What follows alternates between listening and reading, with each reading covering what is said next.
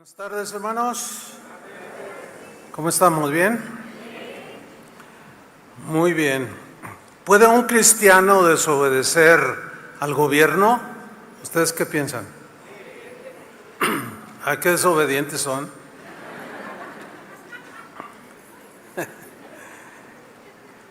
Vamos a aprender buenas cosas hoy, como siempre. Dios es fiel y nos da su palabra. Fíjese que el quinto emperador romano del año 54 de nuestra era al 68 fue el tristemente célebre Nerón. Nerón fue un emperador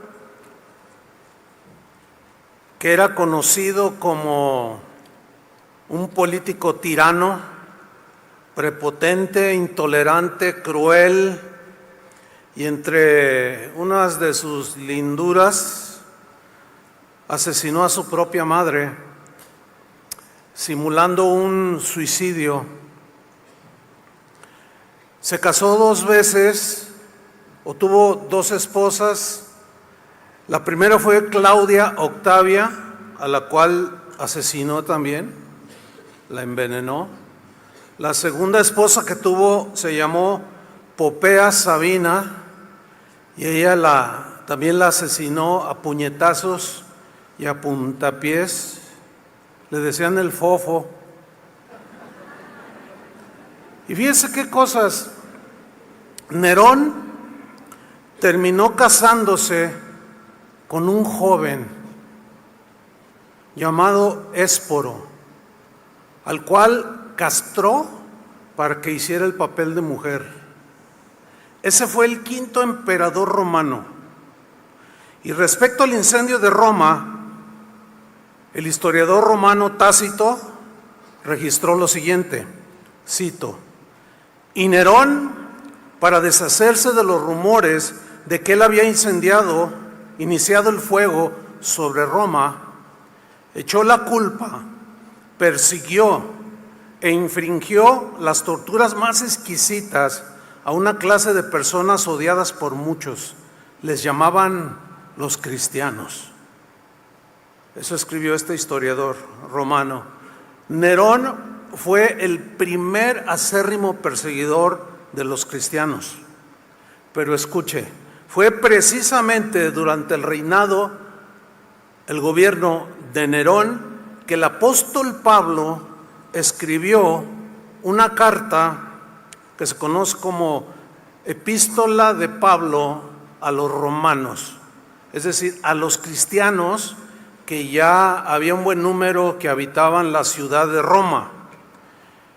Cualquiera que leyera la carta o que se enterara de que Pablo había escrito una carta, pues quizás podía esperar de que Pablo alentara a los cristianos en Roma para que se levantaran contra Nerón, para que se rebelaran en contra de ese emperador que los pisoteaba y los oprimía. Pero veamos lo que escribió. Vamos a la carta a los Romanos capítulo 13, versículo 1. Por cierto, fue bajo el gobierno de Nerón que Pedro y Pablo fueron ejecutados. A Pablo le cortó la cabeza y a Pedro lo crucificó boca abajo o de cabeza.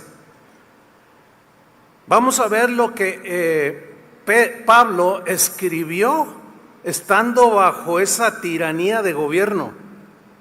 Cualquiera puede decir, no, pues va a decir esto y lo otro, pero vamos a ver lo que escribió Pablo en plena persecución. Romanos 13:1, cito la versión Palabra de Dios para Todos. Dice así: todos deben respetar la autoridad del gobierno. ¿Qué les parece eso? Pues no hay autoridad que no venga de Dios. O sea, Pablo está hablando de la investidura que Dios daba a quien sea, no tanto el personaje, porque algunos dicen, oiga pastor, pero si alguien que desobedece las leyes pero nos da pues una buena orden, ¿debemos obedecerlo? Claro. ¿O no? Acuérdense que Jesús dijo referente a los líderes religiosos, ustedes hagan lo que les dicen, porque les enseñan cosas buenas, pero no hagan lo que ellos hacen. ¿Se acuerdan? Continúo. Pues no hay autoridad que no venga de Dios. Los que están gobernando ahora fueron puestos por Dios. Y ese es el entendimiento, que no todos los cristianos tienen. Al ver un gobierno fascista o tirano o qué sé yo, corrompido, qué sé yo. No, Pablo decía, los que están gobernando ahora fueron puestos por Dios. Y de eso ya hablamos bastante. Versículo 2, por lo tanto, quien se opone en contra de las autoridades, también se pone en contra de lo que Dios ha ordenado y será castigado. No solo por las autoridades, sino también por Dios. Sigo versículo 3. Las autoridades no están para que los que hacen el bien les tengan miedo. En cambio, los que deben temerles son los que hacen maldades. Así que si no quieres tener miedo, haz el bien y te felicitarán. Las autoridades, obvio. Versículo 4. Pues el que gobierna, fíjate esta frase, es un siervo de Dios que te puede ayudar. Quiero enfatizar en esta frase que dice que Pablo, que en este caso Nerón, dice que es un siervo de Dios. ¿En qué sentido es un siervo de Dios? Porque de alguna manera Dios lo permitió para que, y le delegó autoridad. Que la haya usado mal, ese es otro asunto. ¿Me explico? Pero dice, y hay otras partes, por ejemplo, la Biblia dice que Dios le dijo a Daniel que Darío, que era un rey pagano, ese es mi siervo, dijo, porque iba a hacer cosas que estaban en el plan de Dios. Y fíjate lo que dice aquí, pues el que gobierna es un siervo de Dios que te puede ayudar, aunque ellos lo ignoren, de que están sirviendo a Dios indirectamente. Pero si haces cosas malas, ten cuidado, porque el gobernante tiene el poder para castigarte, y seguro que usará su poder. Él es siervo de Dios para castigar a los que hacen lo malo. Por eso es importante obedecer a las autoridades. No solo por miedo al castigo, sino porque lo correcto es respetarlas. Por ejemplo, tú ves un agente de tránsito con su uniforme y hay tráfico y de pronto se para enfrente de ti y te extiende la mano y te hace así, ¿qué haces? Te detienes, ¿no? ¿Por qué? Porque él es bien fuerte y si le echas el auto, pues le va a hacer así y te va a botar, ¿no? Sino por lo que representa. Así se puede llamar Juan Pérez o quien sea y ser una persona sencilla ahí en el barrio, pero él está cubierto de una investidura, no porque se llame tal o como se llame. El apóstol Pedro escribió algo similar en su primera carta. Es primera de Pedro 2, versículo 13, cito la versión en lenguaje sencillo. Dice así, para que nadie hable mal de nuestro Señor Jesucristo, nota esto, que ese es el más testimonio que solemos dar los cristianos. Dice Pedro, para que nadie hable mal de nuestro Señor Jesucristo, obedezcan a todas las autoridades del gobierno. Por ejemplo, cuando la pandemia, ¿se acuerdan? Que las autoridades dijeron, no puede haber reuniones masivas para evitar más contagios. Pero incluyó cines, teatros, restaurantes. ¿Se acuerdan que cerraron los tacos? Y no podía haber reuniones, pues las iglesias estaban incluidas, ¿cierto? Pero resulta que algunos pastores, por razones que ellos tenían, no hicieron caso. Y creyeron que era el anticristo, queriendo oponerse a que se reunieran los cristianos. No. ¿Se acuerdan de esos años pasados? No, la orden fue general, ¿sí o no? Ahora, ¿qué deberíamos de haber hecho los cristianos? Obedecer. Y sin embargo hubo pastores que dijeron, no, al diablo con eso. El diablo nos quiere, no. La Biblia dice, no dejen de congregarse. Y nosotros nos vamos a congregar. Hubo pastores que en su rebeldía se contagiaron y murieron. Y aquí es claro, mucha gente habló mal de los cristianos por la imprudencia y falta de entendimiento. y de haberse reunido, incluso incitando a los cristianos a rebelarse en contra de las reglas y las órdenes que el gobierno estaba dando, que no eran en contra de la iglesia, eran para todos, ¿sí o no? Y dice Pedro, para que nadie hable mal de nuestro Señor Jesucristo, obedezcan a todas las autoridades del gobierno, obedezcan al emperador romano, pues él tiene la máxima autoridad en el imperio. Bueno, no se les olvide que el contexto es que ellos estaban precisamente bajo el gobierno de Nerón. Y escriben eso. ¿Por qué? Porque ellos tenían un entendimiento de que era a la investidura que Dios les había dado de autoridad y no a los malvados políticos esos en sí, sino la investidura. Versículo 14, continúa Pedro. Obedezcan también a los gobernantes que el emperador ha puesto para castigar a los que hacen lo malo y para premiar a los que hacen lo bueno.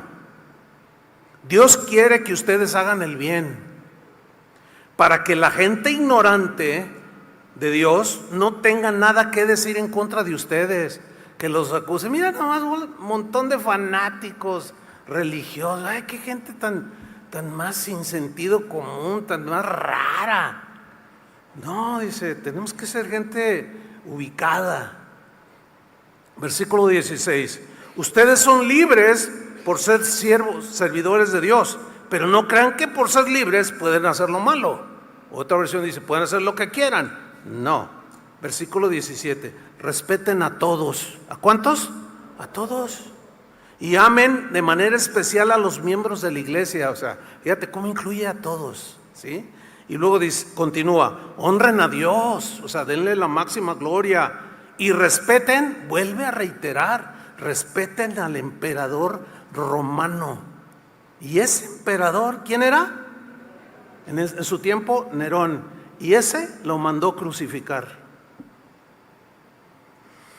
Bueno, estas enseñanzas de Pablo y de Pedro han dado lugar, a través de los años, han dado lugar a preguntas que los cristianos pues hacemos. Son preguntas legítimas. Por ejemplo, en base a eso que acabamos de leer, en la mente de algunos cristianos surgen preguntas. ¿Acaso los cristianos tenemos que someternos a cualquier cosa que el gobierno nos ordene sin importar lo que se nos ordene? ¿Podemos obedecer a alguien que es corrupto? Algunos dicen, pues es que si la orden es correcta o está dentro del parámetro bíblico, pues sí, ¿no? Y si no, pues no. Otra pregunta, ¿debemos someternos a leyes que los políticos aprueben como legales, aunque vayan en contra de nuestra fe cristiana? Son preguntas que surgen allí. Déjenme darles tres posiciones que son las más comunes dentro de nuestras sociedades alrededor del mundo. Tres posiciones acerca de lo que la gente hace respecto a la, vamos a llamarla desobediencia civil. Cuando un gobernante es autoritario, cuando los legisladores hacen sus leyes favorables a ellos, despojan a, o sea, corruptos. Vamos a ver tres posiciones que hay y cuál es la que nosotros debemos de tener. El primer punto de vista es o la primera posición es el punto de vista anarquista, es decir, que dice que una persona puede elegir desobedecer al gobierno, rebelarse en contra del gobierno, de las leyes que hay, cuando quiera y cuando se sienta que debe hacerlo, aunque sus argumentos sean injustificados.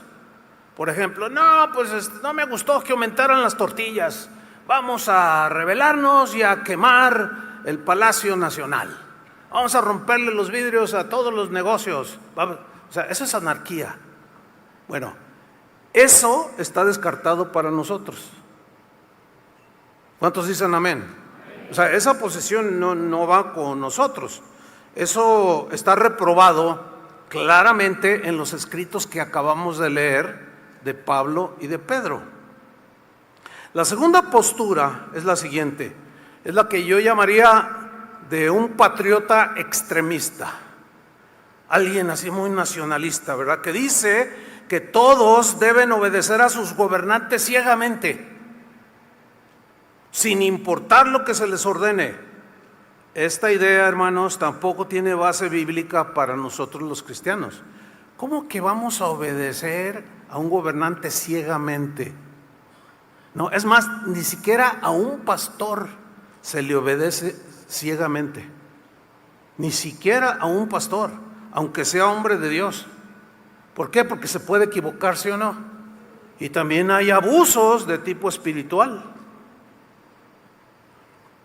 Por ejemplo, durante los juicios de Nuremberg en la Alemania, después de la Segunda Guerra Mundial, que llevaron a juicio a muchos de los generales y pues del ejército nazi, los abogados defensores de estos criminales de guerra intentaron usar un argumento en la defensa de estos asesinos de guerra. El argumento era el siguiente: nuestros clientes o los acusados solo están siguiendo las órdenes del comandante Hitler. Por lo tanto, no pueden ser considerados responsables de sus acciones. Ellos simplemente están obedeciendo lo que Hitler les dijo, o sea, que asesinaran millones de judíos. Pero dice la historia que uno de los magistrados que estaba allí, pues presidiendo, desestimó su argumento con una simple pregunta y dijo a toda la asamblea: pero señores, ¿acaso no hay una ley mayor por encima de nuestras leyes? Y esto era en alusión al quinto mandamiento: no matarás. Porque Alemania, aunque era hitleriana, había muchos cristianos, muchos creyentes, por no decir que la mayoría de los alemanes, y conocían la palabra de Dios, ¿sí? Y desestimó y fueron juzgados. O sea, ese argumento de que obedecer ciegamente fue derribado. Tampoco, por consiguiente, no es la posición que un cristiano debe de tomar. Y la tercera posición, que es la que los cristianos debemos de tomar y que enseñan las Escrituras, es la posición de respeto a las autoridades, de sumisión a los gobernantes. Voy a repetir: de respeto a las autoridades y sumisión a los gobernantes. Pero, digan todos, pero con una sola excepción. O sea, si vamos a obedecer, si nos vamos a someter, y este es el tema del mensaje, con la única y sola excepción de desobedecer al gobierno si éste ordena o legisla o establece o decreta algo perverso, algo que vaya en contra de la moral cristiana, porque somos cristianos, algo que pretenda obligar a los cristianos a actuar en contra de nuestra fe. Ahí no estamos obligados a obedecer. Por ejemplo, durante la Segunda Guerra Mundial, que Hitler pues perseguía a los cristianos, hay una historia muy tremenda de una familia cristiana donde había dos hermanas. Ellos eran muy cristianos, eran holandeses. Y estas dos hermanas, una se llamaba Betsy y la otra se llamaba Corrie, bueno, de apellido Ten Boom. Ok. El partido nazi estableció leyes y reglas y perseguían a muerte a los judíos.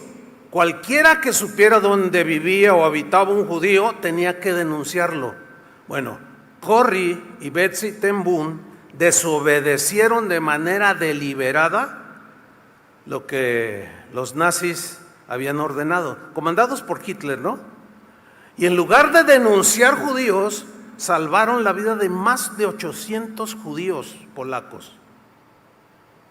Betsy fue atrapada, al igual que su hermana. Las descubrieron, alguien las traicionó, las descubrieron. Betsy murió en el campo de concentración. con una historia terrible. Pero Corrie, Dios en su soberanía permitió que viviera, y no hace muchos años que murió, muy ancianita. Libró el campo de concentración, pero quedó plasmado su historia. De hecho, hay una película que si hoy en la tarde, ¡ay, qué vamos a ver hoy! ¿Qué vemos? Pues se la recomiendo, se llama El Refugio Secreto. ¿Cómo se llama? Bueno, búsquelo, así se llama, y va a aparecer Corrie ten Boom.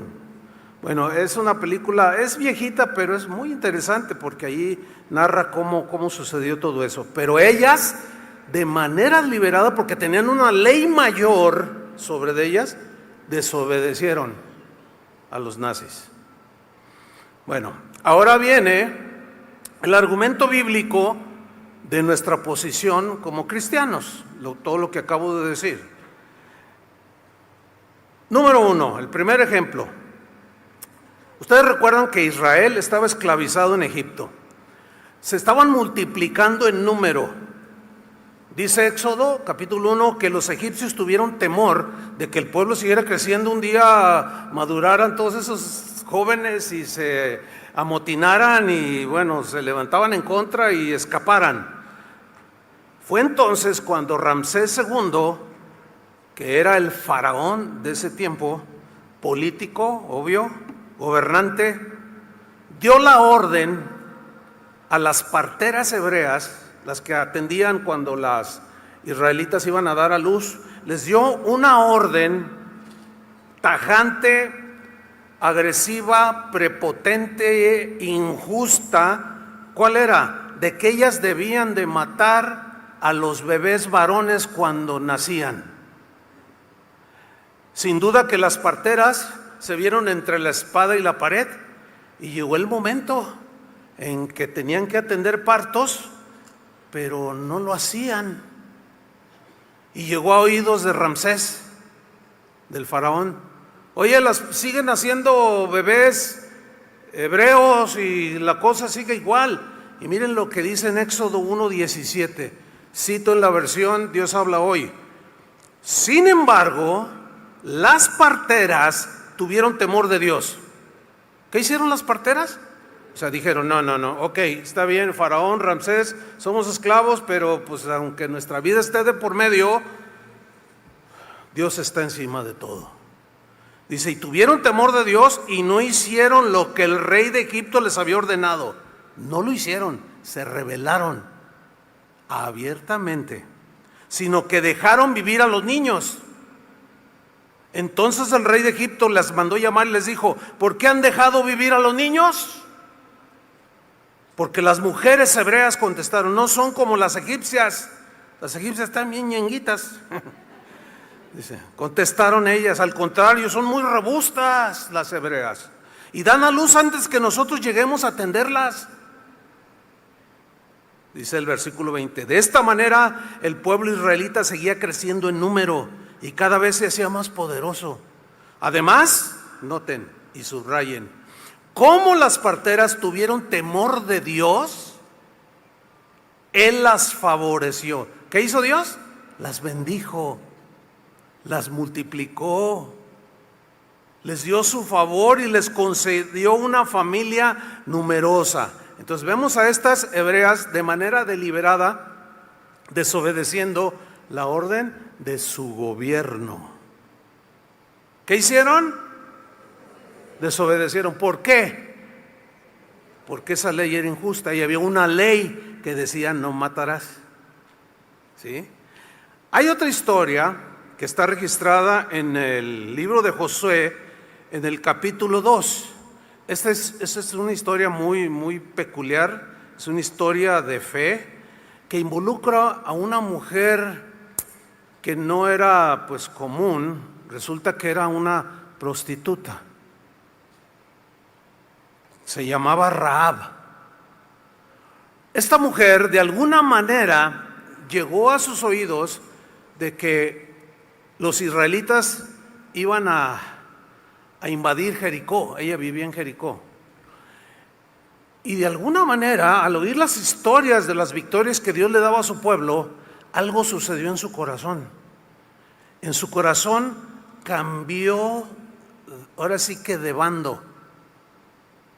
Y empezó a tener fe en Dios, porque en Hebreos dice que por la fe Rahab la ramera guardó a los espías. Entonces algo sucedió en su corazón. La gente la tenía como prostituta, pero algo sucedió en su corazón. Entonces llegan unos espías ahí a la tierra y Rahab los esconde en su casa. Pero veamos lo que sucedió. Josué capítulo 2 versículo 3. Llega a oídos del rey de Jericó, del gobernante, del político. Llega lo que Rahab estaba haciendo y le dice, entonces el rey de Jericó envió a decir a Rahab, saca a los hombres que han venido a ti. No faltó quien tuviera un iPhone y le tomaron una foto. No, mira, ahí está. Le hizo un video en YouTube y la sacó. Dice, y han entrado en tu casa. Fíjate, los políticos, los gobernantes saben todo. El día de hoy pueden saber lo que tú ves en tu celular. ¿Sí sabes eso, no? Tienen sistemas que ni te imaginas. Fíjate, estamos hablando de hace miles de años aquí y ya sabía. Entonces aquella mujer sin duda que se sobresaltó. Dice, sácalos a esos hombres. Versículo 4, pero la mujer había tomado a los 2 hombres y los había escondido. Y dijo, es verdad que unos hombres vinieron a mí, pero no sé de dónde eran, dice. Y cuando se iba a cerrar la puerta, siendo ya oscuro, esos hombres se salieron y no sé a dónde han ido. Síganlos aprisa y los alcanzarán. Mas ella los había hecho subir al terrado y los había escondido entre los manojos de lino que tenía puestos en el terrado. Fíjate, ¿qué hizo Rahab? Directamente, de manera deliberada, por haber cambiado su corazón hacia Dios, desobedeció la orden de su rey, de su gobernante. ¿Para qué? Para proteger a los israelíes que habían entrado a la ciudad. Rahab los ayudó salvándoles la vida. ¿Se podría catalogar según el punto de vista de los jericuenses? ¿Sería? Como traición a la patria, ¿no? Pero hay algo mucho más elevado que la patria terrenal. Hay una patria celestial, ¿no? La cual ella, pues sin duda que anhelaba. Pero aunque Rahab había recibido una orden clara del más alto funcionario en el gobierno allí en Jericó, ella resistió la orden. No la obedeció. No, al contrario. Se puso de parte de Dios, en este caso, y del ejército israelí. Santiago dice que Rahab fue justificada por lo que hizo. O sea, lo que hizo de salvarle la vida estaba demostrando que ella había puesto su fe en Dios. Acuérdense que la fe en Dios produce buenas obras, ¿no? Y le salvó la vida, ¿sí? Ahora, aquí hay una nota importante que yo quiero subrayar y quiero que me pongan mucha atención para que luego no vaya a entender las cosas mal, porque ay, cuántas veces me he dado cuenta que uno les dice algo y ustedes entienden otra, porque están distraídos, o yo no sé, o no explico bien, no lo sé, pero ahí va, sígame con mucha atención. Si observamos bien los 2 casos que acabo de mencionar, la de las parteras y las de Rahab, en los 2 casos las parteras y Rahab mintieron. ¿Sí lo ve? ¿Que mintieron? Deliberadamente. Bueno, ¿y entonces aquí qué, pastor? No entiendo. ¿Acaso mentir no es pecado? La respuesta es un rotundo sí. Mentir es un pecado. Y ya me dejó peor, pastor. Mentir es un pecado, sí, porque la mentira destruye relaciones, destruye reputaciones, destruye testimonios, familias enteras. La mentira ha provocado hasta guerras. De hecho, la guerra ahorita en Israel es producto de una mentira que ahorita no se las voy a explicar. Ahorita mismo en este momento hay guerra por mentiras. Y ese es lo destructivo de una mentira. Y además los cristianos, todos sin excepción, estamos comprometidos a hablar la verdad cada uno con nuestro prójimo. ¿Sí o no? Bueno, entonces, ¿qué pasó aquí, pastor? No entiendo, ya me dejó. Pues qué bueno, porque está así y no se me está durmiendo. Miren, mentir en la Biblia, escúcheme bien, es justificado única y exclusivamente cuando la vida de alguien está en peligro. Nada más. Lo voy a repetir para que luego no salga, ¡ay! Sí se valen las mentiras blancas. ¡Ay, sí se! O de esas personas que les gusta agarrar videos, los cortan de 2-3 minutos, los sacan de contexto y no dicen lo que uno está diciendo. Por ejemplo, hay quien puede cortar, les estoy dando armas al enemigo, pero pues no me interesa, ¿verdad? Pueden cortar hasta donde yo digo ciertas cosas y luego decir, mira, el pastor dice que se puede mentir. No, son bien demonios, hay algunos bien están endemoniados, no sé, hacen, y eso es una manera de mentir. Pero usted les está enseñando a mentir. No les estoy enseñando a mentir. Les estoy explicando esos pasajes que quedan oscuros para muchos. ¿Por qué si mentir? Entonces, ¿por qué Rahab? Pues mintió, sí. ¿Y por qué las parteras mintieron? Pues sí mintieron, no hablaron la verdad. ¿Y cómo Dios las bendijo?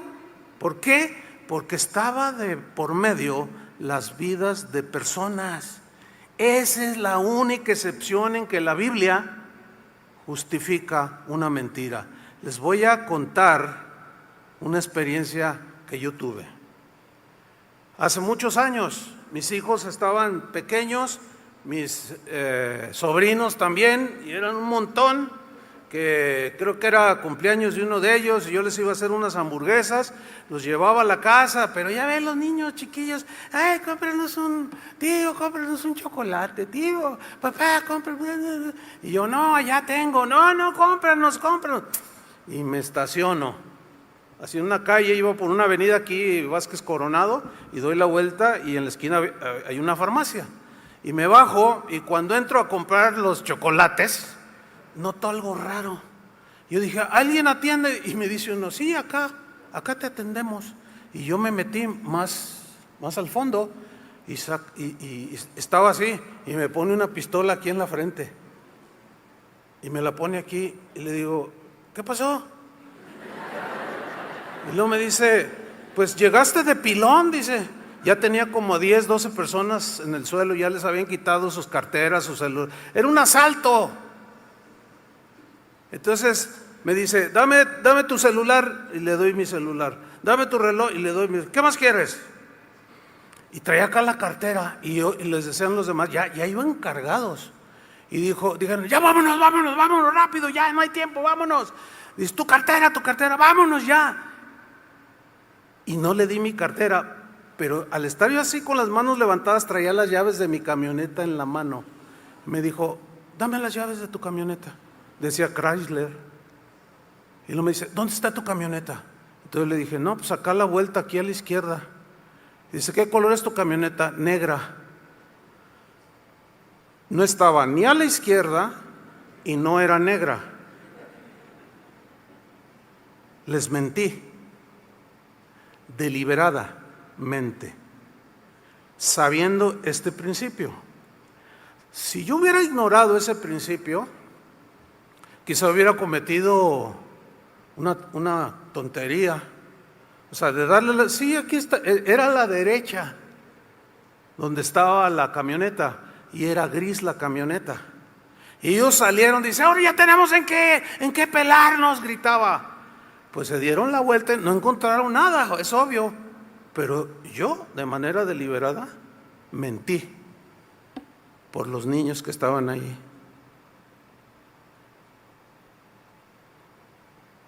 Eso es, y hay otros casos que he vivido de esa manera. El libro del profeta Daniel registra un par de ejemplos de desobediencia a las leyes, a los gobernantes del tiempo que les tocó a ellos. El primer caso que quiero mencionar del libro de Daniel se encuentra en el capítulo 3, donde aparecen 3 de tantos que fueron llevados cautivos a Babilonia por el rey Nabucodonosor.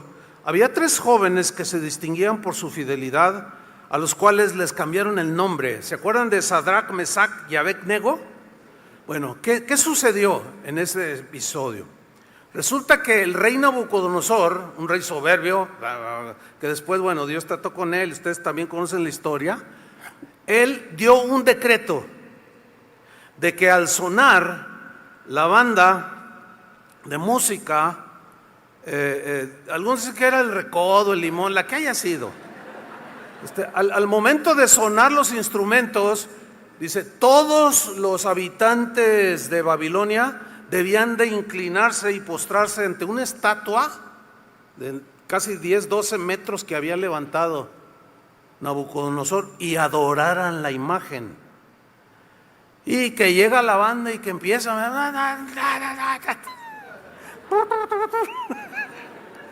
y el postradero ante la estatua de oro. Pero de pronto, entre la muchedumbre resaltan 3 figuras de 3 jóvenes que están así, inamovibles totalmente. Y no faltó quien levantara la vista y que, oye, órale, póstrate. No, never de Limón.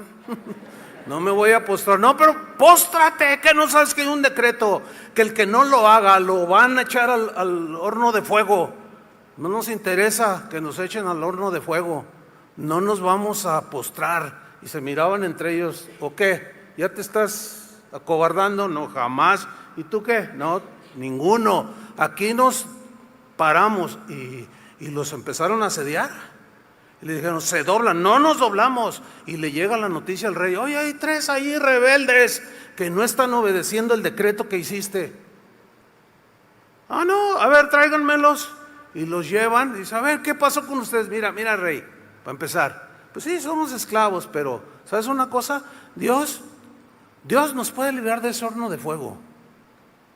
Pero y si no nos libra, de todas maneras, no nos doblamos, porque eso va en contra de nuestra fe. Y no se postraron y fueron echados al horno de fuego y lo calentaron 7 veces. Pero dice la Biblia que había uno cuarto ahí paseándose entre ellos. Era Dios, hermanos. Finalmente Dios los libera, y al salir de ese horno, dice la Biblia que ni olor a humo tenían sus ropas. Dios honra al que le honra. Y ahí estaba un temible gobernante como Nabucodonosor, y estos no se doblaron. Piensa en algún gobernante que infunda así como cuando lo ves, que dices, oye, pues nada comparable a Nabucodonosor. Y estos 3 se mantuvieron firmes y no se doblaron, porque había una ley mayor que los gobernaba. El otro caso que narra está en el capítulo 6 del mismo libro de Daniel. Son historias que todos conocemos, por eso las narro nada más para ilustrar el ejemplo. Pero resulta que aquí aparece Daniel bajo el gobierno del rey Darío. Este también había hecho un decreto instigado por sus consejeros de que todo aquel que orara a otro dios que no fueran los dioses de Darío, los dioses paganos de ellos, fuera echado en el foso de los leones. Y Daniel servía en la corte y fue de los primeros que se enteró.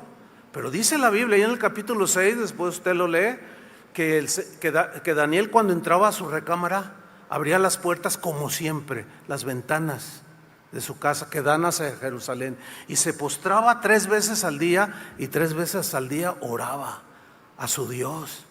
Y no faltó el youtubero que lo estaba vigilando a ver qué tanto hacía, y le hizo un video y se lo mandó a Darío. Le dijo, mira, se está rebelando a tu orden, a ver, tráiganme a Daniel. Y luego, oye, ¿qué te pasa? ¿De qué? O sea, él sabía obviamente.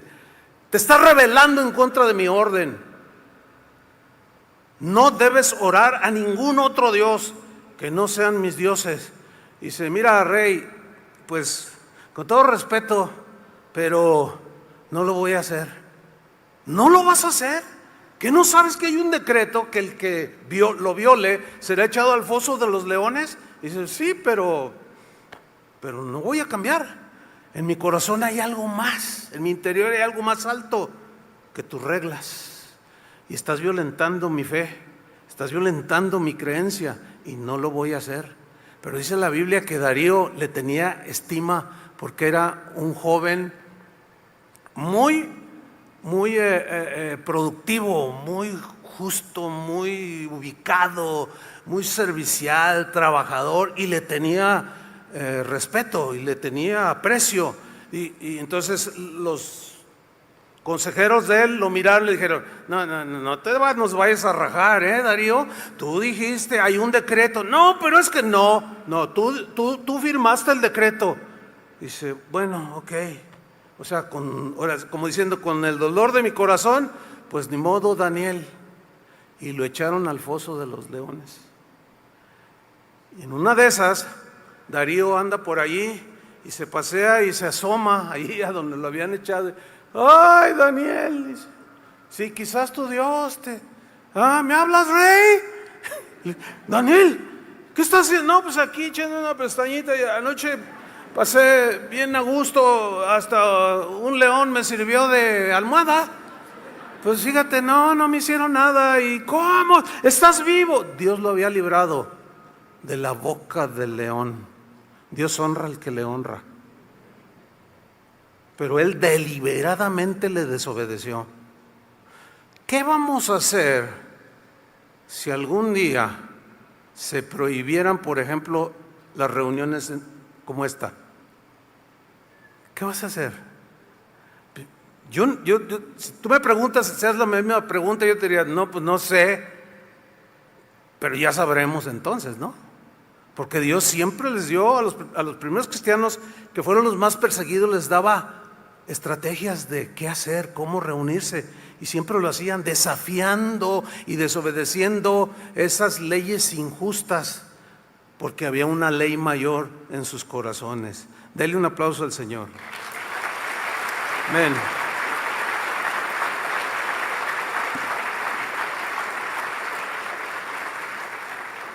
En el primer libro de Samuel, registra una historia también muy interesante. Es la orden dada por el rey Saúl. Había una campaña, había guerra contra los filisteos y estaban en campaña de guerra. Y Saúl da una orden a todo su ejército y era la siguiente: ninguno puede tomar alimento hasta después de la batalla, que termine todo. Y fue un decreto: el que viole mi orden va a ser ejecutado. Bueno, así queda el asunto. El problema fue cuando, después de ganar la batalla, cuando ya estaban teniendo un tiempo de reposo y las tropas se estaban juntando, dice la Biblia ahí en 1 de Samuel que Jonatán, hijo de Saúl, se sentía muy cansado y dice que pues se entiende que iba montado, y dice que traía una vara en su mano y encontró un lugar donde había miel, o sea, panales, y extendió la vara y comió. Pero dice el pasaje que él no había escuchado la orden de su papá. Entonces los demás soldados, que sí la oyeron, dijeron: oye, Jonatán, tu papá dijo esto. ¿Cómo? No, ¿cómo? Dice: sí. Dice: ¿y sabes qué? ¿Estás en problemas con tu papá? Entonces no faltó el youtuber otra vez. Esos youtuberos son bien chismosos, ¿verdad? Y van y le avisan a Saúl, le dicen: oye, Saúl, ¿sabes que tu hijo comió? ¿Qué comió? comió miel. Y ustedes saben que la miel es energética, ¿no? Y inmediatamente empezó a recobrar las fuerzas y les decía a los demás soldados, coman. Y los otros decían, no, porque no queremos ser ejecutados. No, pero ¿cómo? Es que tu papá dijo. Total, llegan, lo apresan y lo llevan delante de Saúl. Le dice, ¿qué hiciste? Pues es que comí miel. Y le dice, ustedes ejecútenlo a su propio hijo. ¿Cómo se te hace esa orden? Abusiva, ¿no? Digamos hasta fanática, digamos legalista, ¿sí? Ahora, ¿qué sucedió? Vamos a leerlo, 1 Samuel 14:35. Vamos a leerlo, 1 Samuel 14:35.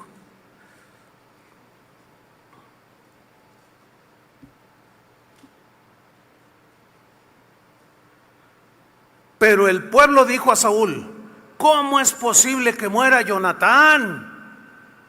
Que le ha dado a Israel una victoria tan grande, porque era un guerrero, Jonatán. Ni siquiera pensarlo, dijo la gente.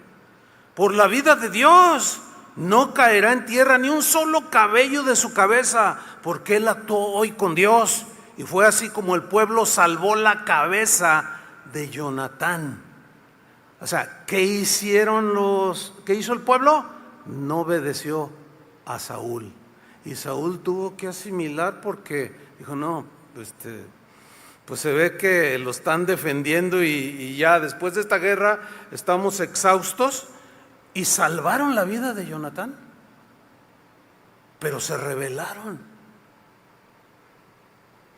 Una vez un joven me dice, pastor, ¿qué hago? Fíjese que mi papá, pues él no es cristiano y me manda a comprar marihuana. ¿Y qué creen que yo le dije que hiciera? A ver, ¿alguien a estas alturas me puede decir? Pues que no fuera. Pero si lo manda a comprar tortillas, pues compra las tortillas. ¿Entienden? Déjenme contarle una experiencia que yo tuve.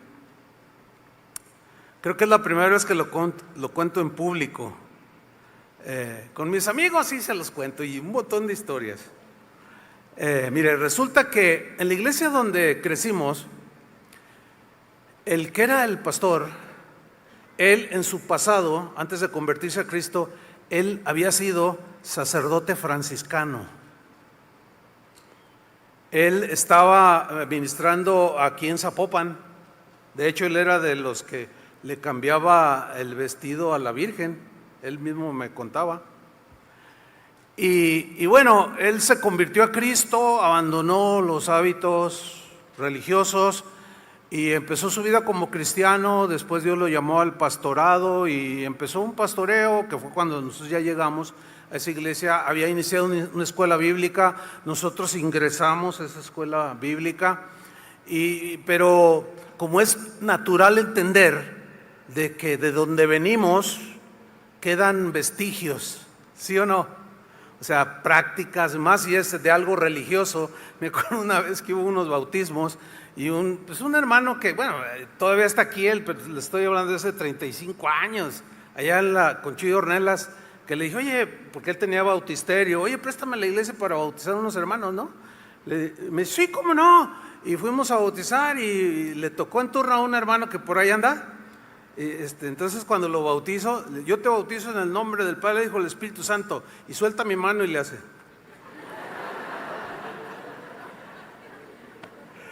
Y la gente así como, ay, sacrilegio. No, tranquilo. Pues es que trae uno cosas, ¿no? Ay, Ave María Purísima, muchos traen esa. Bueno, pues el pastor, pues yo lo entiendo ahora. En ese tiempo no lo entendía muy bien, pero después ya lo entendí. Pues traía ciertas cosas tendenciosas respecto, por ejemplo, al ayuno, porque los frailes son muy ayunadores, los tienen allí, ¿no? Entonces nosotros ya estábamos de internos en la escuela bíblica y llega el tiempo de Semana Santa. Entonces nos dice, Viene Semana Santa y toda la semana, desde el lunes al domingo, que es de resurrección, vamos a ayunar. El domingo rompemos el ayuno y 0 alimentos, pura agua. Y pues algunos nomás nos mirábamos, bueno, dice, y nos empezó a decir, dándonos a entender que si alguno comía, hagan de cuenta que era el pecado más horrible por haber violado el ayuno. Bueno, hasta ahí le alcanzaba al pastor, ¿verdad? Pero en la escuela bíblica, en ese tiempo que nos tocó, había unos maestros de la Biblia súper preparados y ya nos enseñaban un montón de cosas. Y yo empecé a luchar en mi corazón, decía, híjole, esto suena muy religiosón, muy así, muy legalista, de que tienes que ayunar en Semana Santa porque si no, el anticristo te va a raptar. Y bueno, llegó el lunes y dice, todos vamos a estar aquí en el auditorio en oración, el jueves, viernes, sábado y domingo hay reunión de toda la gente, pero lunes a miércoles aquí vamos a estar. Unos sentados donde busca, decía a los estudiantes, donde busquen un lugarcito ahí, recóganse, y en el ayuno y la oración busquen al Señor. Y ahí estaba yo con mi Biblia por ahí sentado en la alfombra y el primer día, bueno, el segundo ya empezaba a hacer ruidos acá adentro, ¿no? Y luego, ¡ay, tengo hambre! Y luego llegó el miércoles y así como que, híjole, era un suplicio, ¿no? Era la verdad. Y llega el jueves y nos dice el pastor, dice, hoy hay reunión de la gente, hoy toda la congregación viene, entonces me llama a mí y dice, Chuy, al rato vienes aquí conmigo. Y me acerqué y me dice, fíjate que ahorita que estábamos en esta reflexión pascual, Dios me dijo que tú prediques hoy en la noche a la congregación, hoy jueves. Yo le dije, ay hermano, pues está bien, pero deme oportunidad de ir a mi habitación para prepararme, ¿no? Sí, me dijo, ve. Y cuando yo iba subiendo, yo iba, Señor, es que no tengo fuerza física.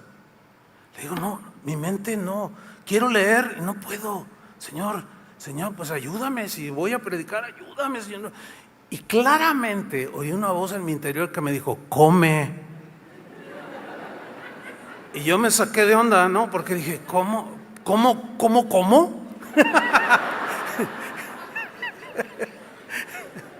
Yo dije, Señor, pero ¿cómo? Y me dice otra vez, come. Y en eso, como yo voy subiendo, venía bajando, María Ángeles se llama, la que en ese entonces era la encargada de la cocina, que cocinaba para más de 300 estudiantes. Y cuando la veo así de frente, me dice, hola Chuy, le digo, hola Angelita, oye, le digo, fíjate, y le cuento lo que tenía que hacer y que yo tenía hambre y que no tenía fuerzas. Hizo así ella, así literal, le hizo así.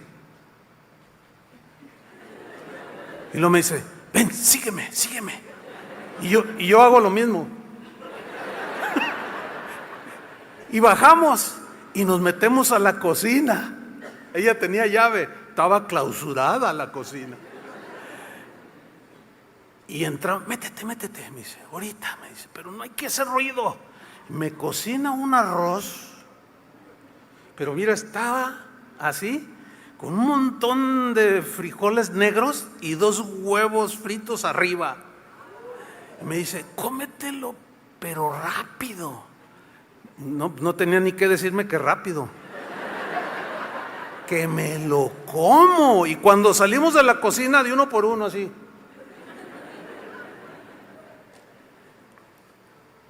Voy a mi cuarto y el Señor me da una palabra. Yo sentí como Jonatán, sentí la fuerza y mi mente empezó a carburar y Dios me dio una palabra, la prediqué ese jueves. Al final el pastor, en cuanto yo termino, el pastor se sube a la plataforma y me dice, Chuy, qué poderoso mensaje predicaste, y me da un abrazo y me dice, ¿ya te das cuenta qué poder tiene el ayuno?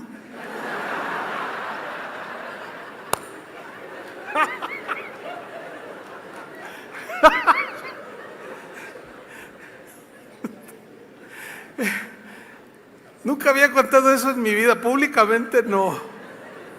Porque yo sé que más de uno lo va a agarrar mal, ay, rebelde, y quiere que se le sometan a él, pero él no se sometió. No, hermanos, ¿están entendiendo el ejemplo?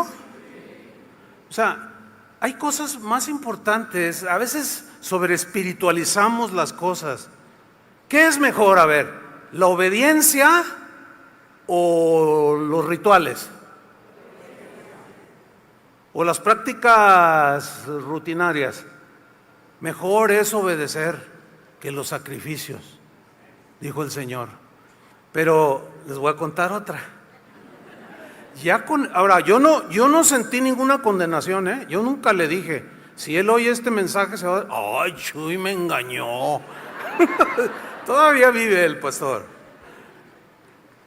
Nunca le dije yo lo que me había comido. Pero yo no sentí condenación, ¿eh? No, para nada. ¿Por qué? Porque así como Jonatán, y pues el Señor me salvó la vida, porque si no traería a mis espaldas colgado al anticristo, porque esa era su consigna de él.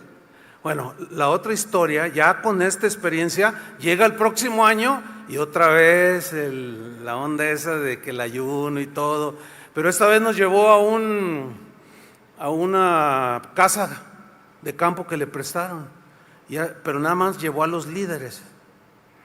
Y dijo, bueno, aquí estamos ya, como ya todos saben, hagan su retiro cada quien, no platiquen, cero comida, no trajeron papitas ni nada, ¿verdad? No trajeron nada, no, pastor, ayuno total.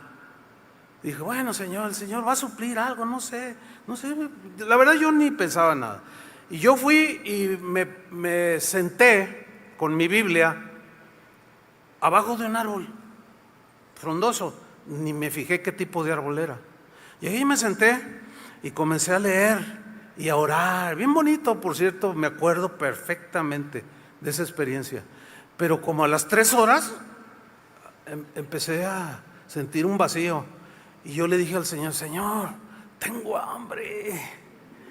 ¿Y qué creen que me dijo? Come.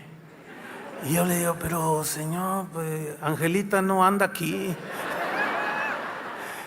Escuchen bien. Me dice, alza tus ojos. Yo estaba sentado bajo un árbol frondoso. Alzo mis ojos. ¿Qué creen? Era un guayabo donde yo me había sentado. Había unas guayabotas. Estaba tan frondoso y tan lleno de fruto. Mi esposa recuerda eso bien. Yo le dije, Señor, y yo no me había fijado, pero podía alcanzarlas. De esas guayabas rosas por dentro, dulcísimas. Y me dice, come, así clarito, come, me dijo. Entonces yo agarré mi Biblia, miraba, me puse de pie y sí, y comí como 15 guayabas. Recobré fuerza. La guayaba es poderosa también. Ay, hermanos. Ahí les va. No, ya. Ya se emocionaron. Mire, en el Nuevo Testamento hay 2 pasajes. Uno está registrado en el libro de los Hechos, capítulo 4. No lo vamos a leer porque todos lo conocemos, y el otro está en el capítulo 5. Bueno, ¿qué sucede? Los discípulos salieron por todas partes predicando el evangelio. Empezaron a llenar todo Jerusalén de la palabra de Dios, y no les gustó a los líderes religiosos, a las autoridades religiosas no les gustó, tampoco a los gobernantes. ¿Por qué? Porque causaba efervescencia entre la gente y tenían temor los gobernantes romanos de revueltas, y ellos querían tener todo tranquilo. Entonces agarran los líderes, a Pedro y a los demás apóstoles, y les dicen, les prohibimos que sigan predicando el evangelio.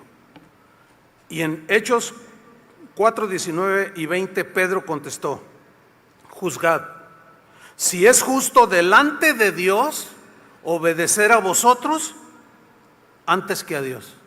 Júzguenlo. ¿Quién es más importante? ¿Dios o ustedes? A nosotros Dios nos dijo, Jesús nos dijo, vayan por todo el mundo y prediquen el evangelio, y no nos vamos a callar, porque no podemos dejar de decir lo que hemos visto y oído. Y dice que los azotaron. Los azotaron, los azotó para intimidarlos. Y dice que salieron de la presencia del concilio y de los líderes gozosos, todos golpeados, pero de haber sido tenidos por dignos de padecer por su nombre. Pero más tarde se vuelve a repetir la historia muy parecida. Prohibido predicar el evangelio, y Pedro una vez más respondió en Hechos 5:29: es necesario obedecer a Dios antes que a los hombres. Ok, yo mis respetos para el gobernador, para el próximo gobernador o gobernadora aquí en Jalisco. Yo nunca hemos tenido problemas con la ley porque respetamos, ¿sí? Igual con el presidente o la próxima presidente, el que sea, nosotros los vamos a respetar. Pero están legislando en contra de nuestra fe. Hasta ahorita no es lo que es, por ejemplo, los Estados Unidos. Pero aquí en Jalisco, hace un mes, acaban de aprobar una ley. La ley tiene que ver con la gente del arco iris. Usted me entiende, ¿no? Entonces, de que, por ejemplo, si yo estoy ministrando a alguien de la comunidad del arco iris y yo trato de convencerlo de que cambie a Cristo, que deje que Cristo la salve, la transforme, eso se conoce como terapia de conversión. Está penado por la ley. Voy a la cárcel si la persona va y me denuncia. Ahora, ¿me voy a callar de predicar lo que dice la Biblia? Créanme que no. No, ustedes están allá sentados. Me estoy refiriendo así público. No, yo no me voy a frenar, pero sí le pido al Señor sabiduría para decir lo mismo, pero en otras palabras. Por ejemplo, yo ya acuñé la gente del arco iris. Oye, ¿a qué se refiere? Pues los que venden paletas arco iris, los que de la tienda fulana, o sea, ¿por qué? Porque tenemos también que ser sabios, tenemos que ser prudentes, ¿verdad? Una vez un hermano lo saludé, hace años, aquí mismo, dentro de este auditorio, de esto hace como 30 años, ya hace muchos años. Hola, ¿cómo estás? Hermano, pues aquí luchando, pero gloria a Dios, padezco por Cristo. ¿Cómo? ¿Qué te pasó? Dice, me corrieron del trabajo. ¿Cómo? ¿Por qué? ¿Pero por qué dices por Cristo?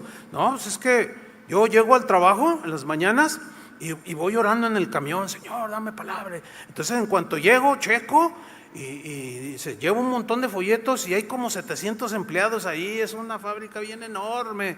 Y dice, y me voy repartiendo folletos y predicándoles. Dice, ¿qué creen? Pues ya me corrieron. Le dije, a ver, ¿cómo? Me dice, sí. Dice, pues es que la orden del Señor es ir y predicar el evangelio a toda criatura. Dice, entonces pues yo predico y por Cristo me corrieron. Yo le dije, no, hermano, ahí estás equivocado. Te pagan. ¿Por qué te pagan ahí donde trabajas? No, pues por trabajar, no por predicar. Tú tienes que respetar ese tiempo. Le digo, eso no es por Cristo, es que te faltó prudencia.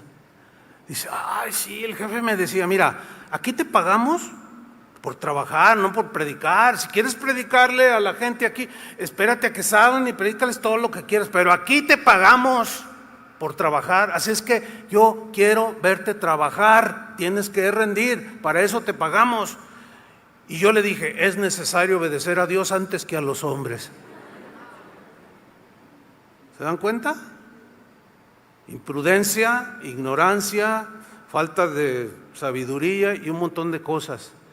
Pero la Biblia dice, pídanle a Dios sabiduría. ¿Y qué va a hacer Dios?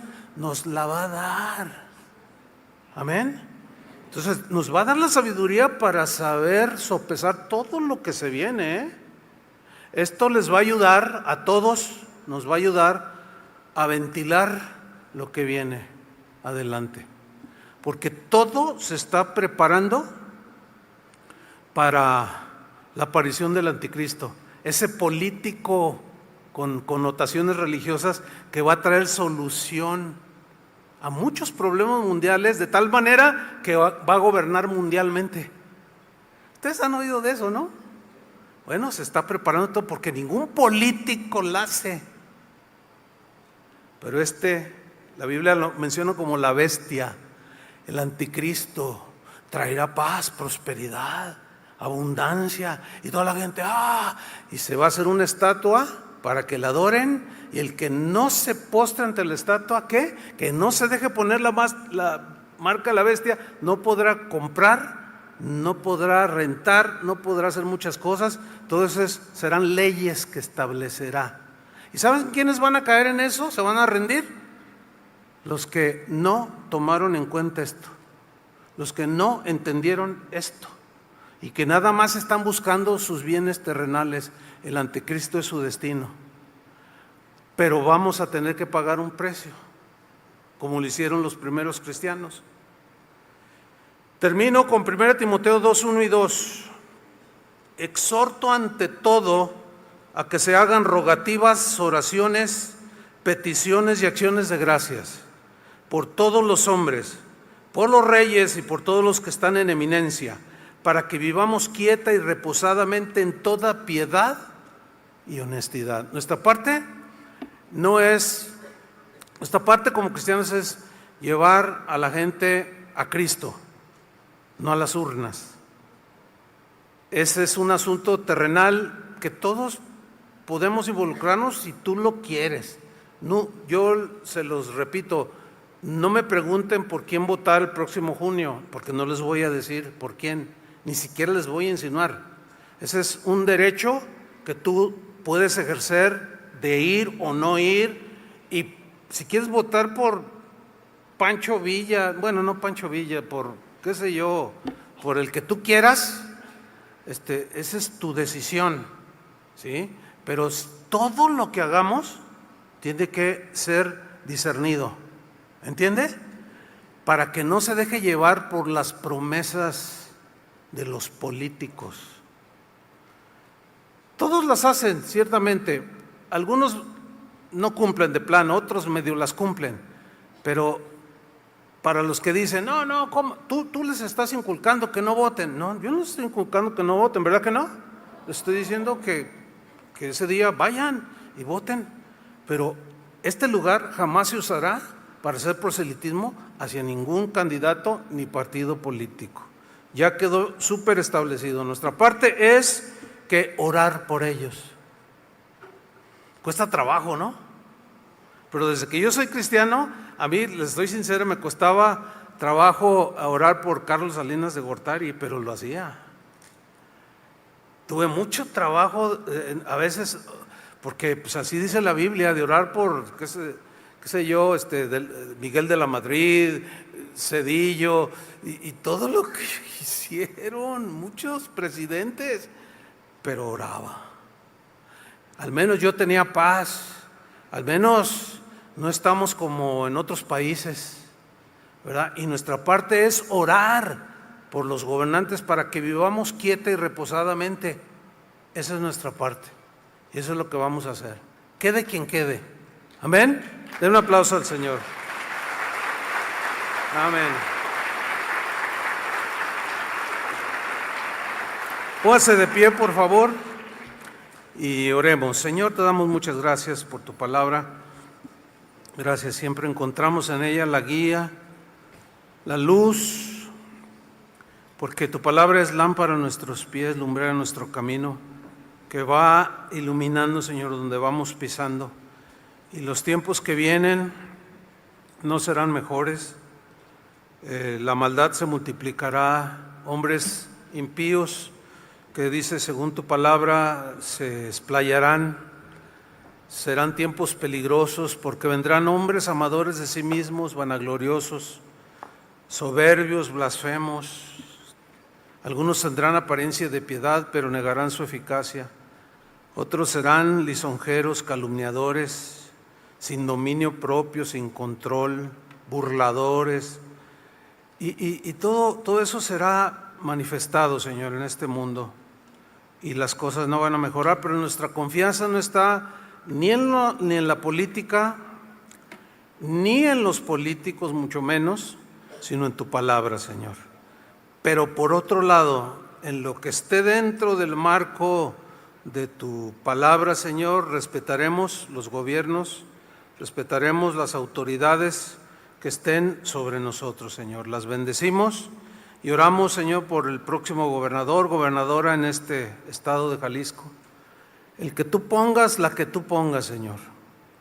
El próximo presidente será seguramente una mujer, la que tú escojas, Señor, la que tú permitas que nos gobierne. Nosotros oraremos, nosotros las bendeciremos y esperaremos lo mejor para nuestro país, pero estaremos atentos a que no violenten nuestras conciencias, a que no violenten nuestra fe y que no se burlen de ti, Señor. Pero todo aquello que nos digan que hagamos, que no violente tu palabra, nosotros lo haremos, Señor, y lo respetaremos. En el nombre de Jesús. Gracias. Vamos a adorar al Señor, hermanos.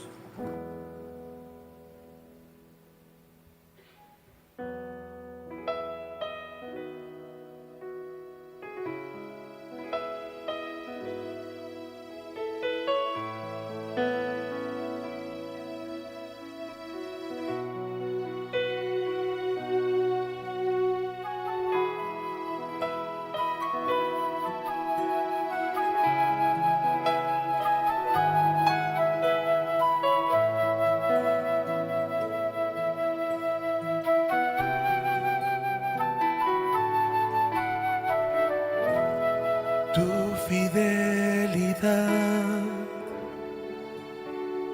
es hasta las nubes.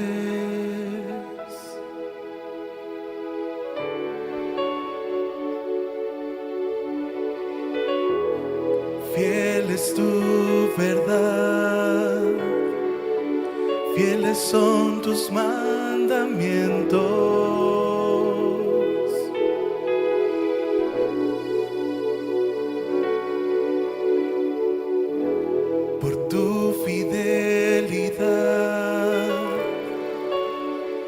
Hoy estoy aquí.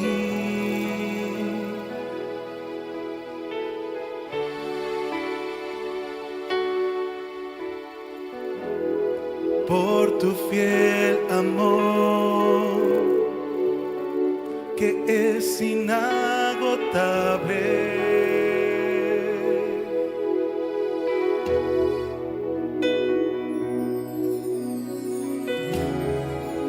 Y aunque el hombre sea infiel,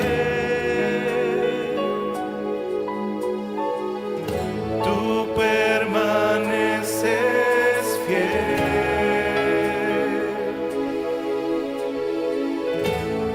De generación a generación es tu fidelidad. Te amo y servirte es el honor más alto. Tú eres todo para mí, eres mi amo, mi Señor y mi Rey. Te amo. Quiero ser fiel a ti hasta el final y escucharte decir, mi siervo fiel, entra al gozo de tu Señor.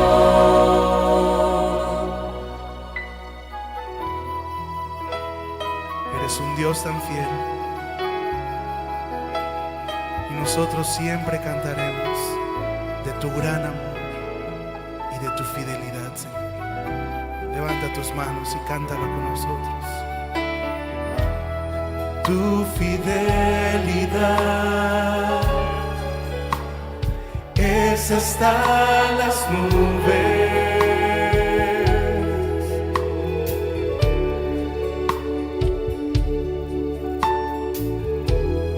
Fiel es tu verdad, fieles son tus mandamientos.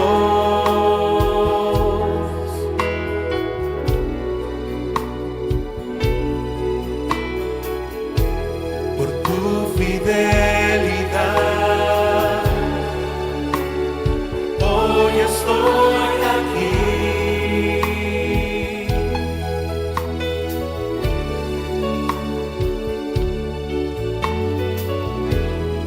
Por tu fiel amor, que es inagotable.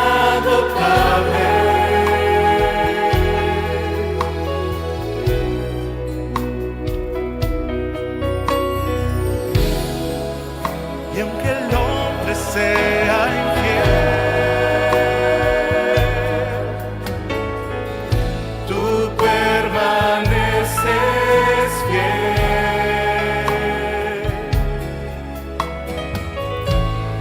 De generación a generación es tu fidelidad. Te amo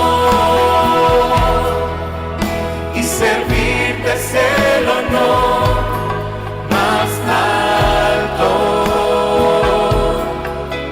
Tú eres todo para mí, eres mi amor, mi Señor y mi Rey. Te amo, quiero ser fiel a ti hasta el final y escucharte decir: mi siervo fiel entra al gozo de tu Señor. Te amo y servirte es el honor más alto. Tú eres todo para mí, eres mi amor, mi Señor y mi Rey. Te amo, quiero ser fiel a ti hasta el final y escucharte decir: mi siervo fiel entra al gozo de tu Señor.